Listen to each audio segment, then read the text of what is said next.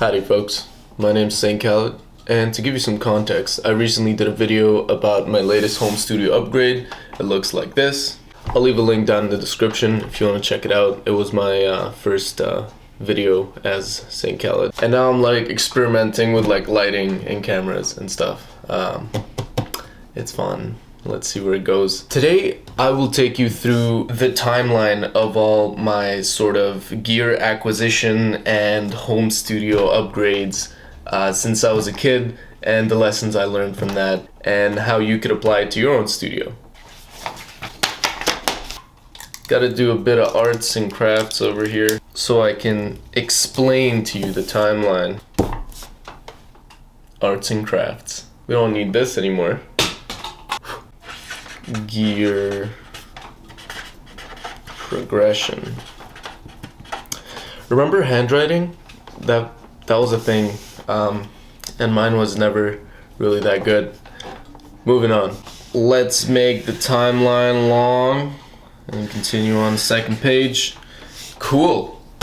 So it all started when I was 7 years old. I got an MP3 player for my birthday, one of those old capsule looking ones. My brother put 2 songs on it, Drowning by the Backstreet Boys and I Want to Spend My Lifetime Loving You, which is a mouthful, by, I don't know. It's from the Zorro movie though, if you know Zorro. On guard. And so I just learned those songs, first songs I memorized, and I kind of sang them, and I was super excited. And now I was like, I love music, now what? Right? So skip ahead. I was 12 years old. I stumbled upon a video called Canon Rock. It was just this dude in a room playing Canon, but on an electric guitar, and it went viral, and it was super sick.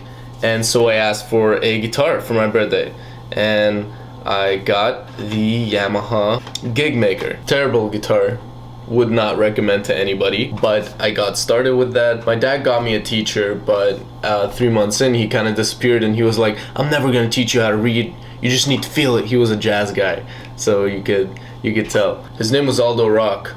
If you're watching this, respect. Skipping ahead to 15 years old, I was suddenly obsessed with this dream of becoming a successful career musician, like many other kids, and I decided, well, I need to turn my ideas into records, right? I started writing songs, and I wanted to make records like my favorite artist, and I didn't know where to start with that, but it was clear that I needed a studio. So I started recording on this Guitar Hero mic, which I gave to the neighbor's kid, along with my Guitar Hero everything.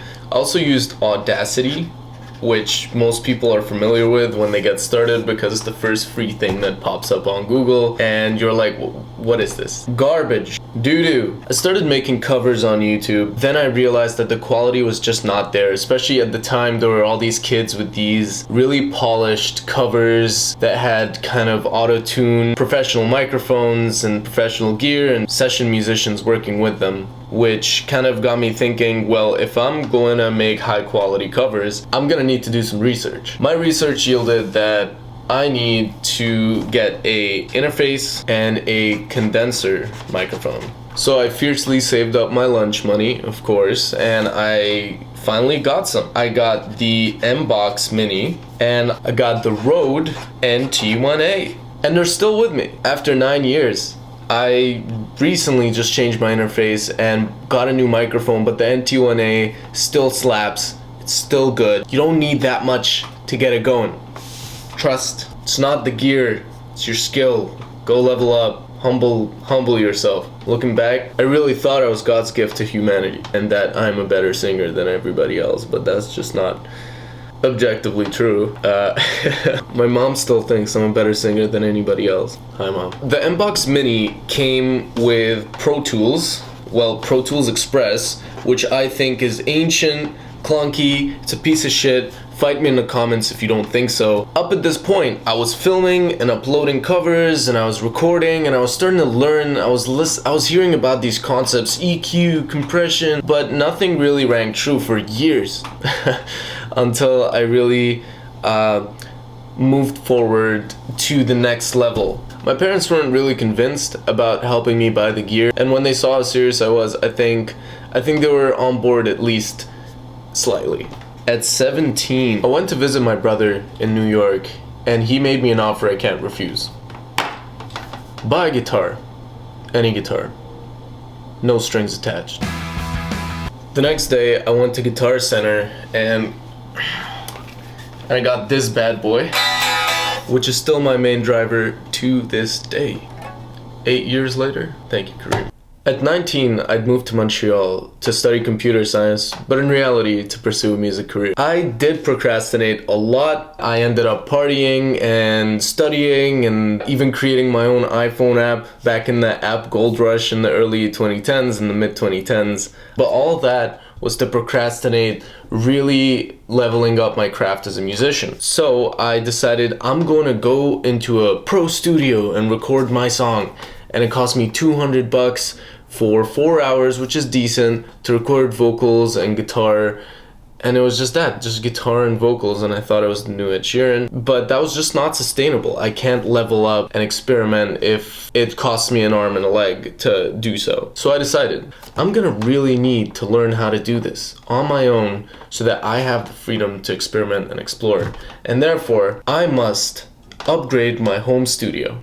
At the time, I just discovered blackbear. I knew he was making hits from home and they were really good. Like, I was a huge fan myself. And so it was clear to me that I needed to invest in my tools and my skills in order to be able to do the same thing. So I just finished my first internship as a software engineer. And for the first time in my life, I had this money saved up that I could use on whatever I wanted. And so I just blew the whole paycheck on a Martin & Co guitar. This bad boy over here. Now, I decided I really wanted a Martin & Co because Ed Sheeran was a huge inspiration to me when I was a teenager. Here's when we met in the Heathrow airport. Cool dude. He told me, play as many shows as you can. That's his advice to me. So now I knew that I needed to commit to a DAW and learn it inside out. I had tried FL Studio, Pro Tools, Ableton, Cubase, Reaper up until this point, but I never tried Logic Pro. And when I saw in the videos the stock plugins and the interface and the balance between audio and MIDI capabilities and features, I thought, this is it, and it was. And then I realized that I need to invest in the ergonomics of my setup. And I got a screen, this 24-inch monitor, used off eBay. Blessed be thy screen, damn it. And I started learning about mixing and mastering and what those were, and how important your room placement and treatment were, how important your monitors and speakers and headphones are. And I decided to invest in these small $150 pair of M-Audio monitors. They're better than the Rocket 7s that I bought. I'd say there's a lot of diminishing returns when it comes to gear. Sometimes all you need is something simple to get started. And then I was watching a blackbear interview, one of the very few, and he was like, yeah, well, you know, I use Waves. I'd never heard about Waves plugins before, but this was a revelation. I'd never bought plugins before. I didn't see the need or which plugins I should buy. And so learning about Waves plugins was a game changer. He said, yeah, slap an L1 limiter on the master and CLA 2A on the vocals and you'll be fine. And he was right. He was right. That's the formula. At this point, my home studio setup was complete. Here's how it looked like. Here's me with the studio and a solo cup. After that, I moved to a different place and I got this like vocal booth that was made with PVC pipes and moving pads, but it wasn't great. Honestly, just use the room you're in. Unless it's really echoey, then like put some tapestries on the wall or get a carpet. You don't need much. And don't get those foam pads. They don't work. They don't. At 22 years old, I had decided that my studio was complete so far, and if the quality of the sound was not great, it was me and not my gear. And I think this is actually a really good mindset that I had before I knew it was a good mindset, because I was right. But I bought this awesome Nectar Impact 61X MIDI keyboard, and honestly, bang for buck, it's worth every penny. Also, I wanted to learn the piano, still haven't gotten a chance, but I got that one. Yeah. And at 24, I had been working at Big Tech for 2 years, making big bucks for the first time in my life, but it crushed my soul, and I knew I had to quit. But when I did, I had some savings lying around, and I knew that my skills had outgrown my gear, finally. And I knew that I had these new needs from my daily experience with my gear that needed to be addressed. I needed a new desk that could handle my upgraded setup. My HS5s, my keyboard, my laptop, my screen, and my interface, my launch pad. Now I needed an interface that had quality preamps and generally a signal chain that was unstoppable, and it doesn't get much better than the Apollo Twin, especially because it gives you access to the UAD plugins. Quality stuff. And finally, I realized that I have outgrown a lot of the stock plugins, and I needed certain go-tos for vintage EQs, dynamic compression, and specialized effects like Guitar Rig, Soundtoys. I got the whole bundle, and Retro Color. Can't live without it. I also got more Waves plugins for mastering and mixing, like the Kramer tape, the CLA, compressors, L1, limiters, SSL, EQ, Soundtoys. And I got the Launchpad Pro. Now, I admit I could have done with less, but I had to justify the damage that this job did to my soul by splurging a little bit. Guilty. Now, I have some advice for my younger self when buying gear. 1. Master your tools and know their limits. Before you go out buying new gear, figure out the gear that you already bought. Master it, figure out why it's not working for you and why you might want different gear. You want to learn what gear can offer you and what exactly you need in your next piece of gear. And you can only know that by stretching out your current gear to its limits and figuring out what are your pain points and how could you improve the next time. 2. Know your needs and wants and separate them. You want to make sure that you know what you really need and what you really want. The Launchpad, for example, was not something I needed, but it was something I wanted in order to play around with live performance. So when you find that you have enough saved up for one piece of gear, you'd know what you want and you'd know what you need, and you always go with what you need in order to level up or achieve the sound that you want. 3. Know where to save and where to splurge. There are some things that you could save on. For example, with a MIDI keyboard, you really don't need much. You just need the MIDI keyboard to do what it does. You don't need to get a $2,000 MIDI keyboard. A $50 one will suffice. You just need something to trigger the MIDI note. Versus with your interface or your microphone or your monitors.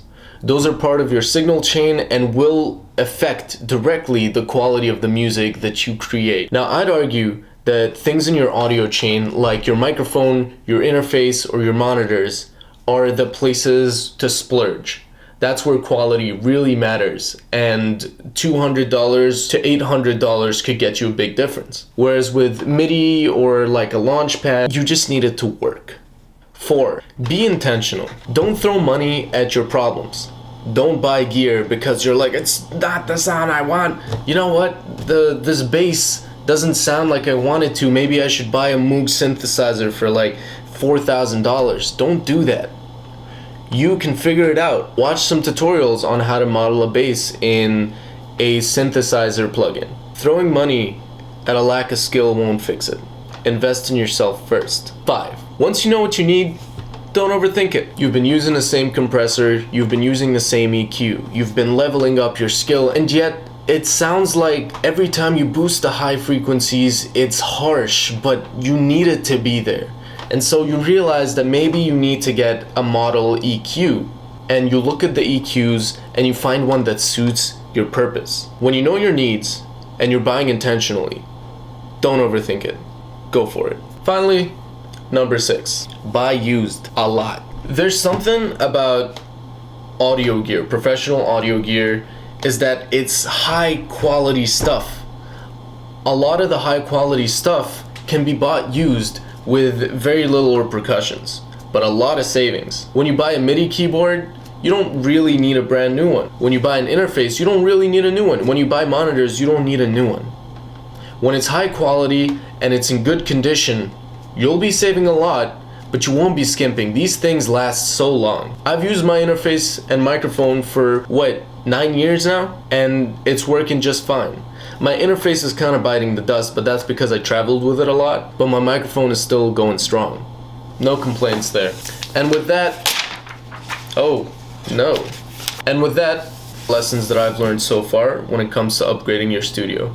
I hope this video has been entertaining and or informative for you, and I hope to see you in the future.